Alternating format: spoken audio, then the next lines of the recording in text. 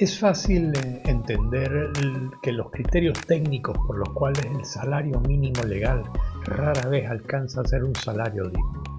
Lo difícil es hacerle entender al liderazgo político, económico, sindical, académico, cultural, etc., de los países que un salario digno beneficia a todos los sectores de la sociedad y eleva a una vida digna a los ciudadanos que hoy son los menos favorecidos. Generar ese cambio pareciera que es más complejo. De eso vamos a conversar hoy en la videocolumna número 292 y que hemos titulado Salario digno, vida digna. La diferencia entre un salario mínimo y uno digno no es solo cuantitativa, sino de filosofía económica. Mientras que el salario mínimo es un sueldo legal negociado políticamente, el salario digno es un cálculo técnico basado en el costo real de la vida. Esa diferencia sustancial, hablamos de algo trascendente, puesto que el salario mínimo es una comprensión para que una compensación para que el asalariado no caiga en la indigencia, mientras que el salario digno tiene el valor intrínseco y el respeto merecido por la persona, incluyendo honorabilidad, integridad, autorrespeto, valor propio, reflejando el merecimiento de un trato digno. La metodología Anker, avalada por la Organización Internacional del Trabajo como estándar global para ese cálculo que, a diferencia de las canastas básicas tradicionales, no solo mide la supervivencia, sino la decencia. Procedimiento que desglosa componentes fundamentales para una vida digna, como por ejemplo 1. La dieta nutritiva, que se calcula con los productos que cumplan los estándares de la Organización Mundial de la Salud en cuanto a calorías, macronutrientes y micronutrientes. 2. La vivienda saludable. Se estima el costo de una vivienda, que una vivienda tenga ventilación, saneamiento, electricidad y espacio suficiente para evitar el hacinamiento.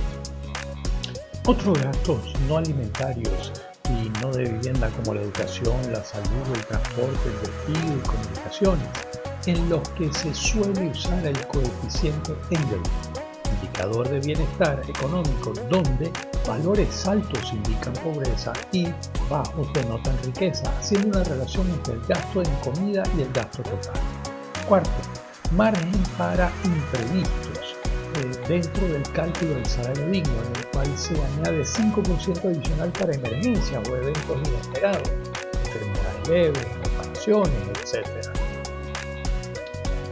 Ajuste por percepción.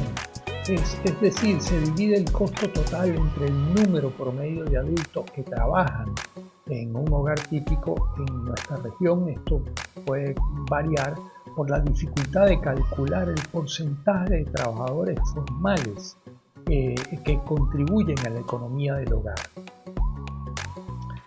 Ahora, considerando lo anterior, entonces es fácil entender los criterios técnicos por los que el salario mínimo legal rara vez es un salario digno. El primer criterio es que la inflación de supervivencia, es decir, la inflación que afecta a los trabajadores en alimentos y vivienda, suele ser superior a la inflación general del índice de precios al consumidor, que se usa para ajustar el salario mínimo sin considerar otros elementos que ya se mencionaron. Otro elemento es la carga de cuidados. Dicho de otra manera, el salario mínimo no suele contemplar que el trabajador tiene dependientes, niños o ancianos, cuyos costos de cuidado han sido privatizados o reducidos en el estado del bienestar. Quizás uno de los elementos importantes que el salario mínimo no considera es la ausencia de ahorro, pues el mínimo está diseñado para el consumo inmediato. El salario digno incluye un componente de seguridad futura que permite al ciudadano salir del ciclo de deuda. Ahora, hay varios estudios que demuestran que el salario digno genera un retorno de inversión para las empresas interesante. Por ejemplo, estudios de la Universidad de Harvard y de la Fundación Living Gates en el Reino Unido demuestran que las empresas que pagan voluntariamente un salario digno, entre otros beneficios, reducen en un 25% la rotación del personal, lo que ahorra costos masivos en reclutamiento y capacitación, así como un aumento del compromiso y la productividad de los trabajadores, ya que estos no sienten el estrés mental de no saber si llegarán a finales de mes. Las empresas tienen todo el derecho a obtener las ganancias, el máximo de ganancias. Ese es su objetivo de existencia, pero esa alta rentabilidad tiene que estar dentro del marco de 3 acciones fundamentales que lamentablemente muchas empresas ignoran.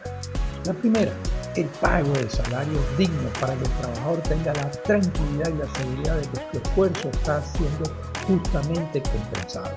La segunda, las empresas deben pagar los tributos que corresponden. Aumentar sus ganancias por vía de las exenciones fiscales raya en lo perverso, pues de esa manera la carga fiscal por un lado se traslada a los más pobres y por el otro lado los estados dejan de recibir ingresos, con lo cual, y bajo esa excusa, entonces se hacen recortes a los programas sociales esenciales para el ciudadano. Como última acción esencial es que los programas de responsabilidad social empresarial dejen de ser programas de marketing disfrazados y sean auténticos programas de compromiso de las empresas con las comunidades. Todo lo anterior requiere de voluntad política de los liderazgos para lograr un mayor grado de bienestar y seguridad para todos, haciendo posible implementar un salario digno para una vida digna. Bueno, hasta acá la videocolumna de esta semana. Como siempre, leeré y comentaré y contestaré cada uno de sus comentarios. Por lo pronto, nos vemos.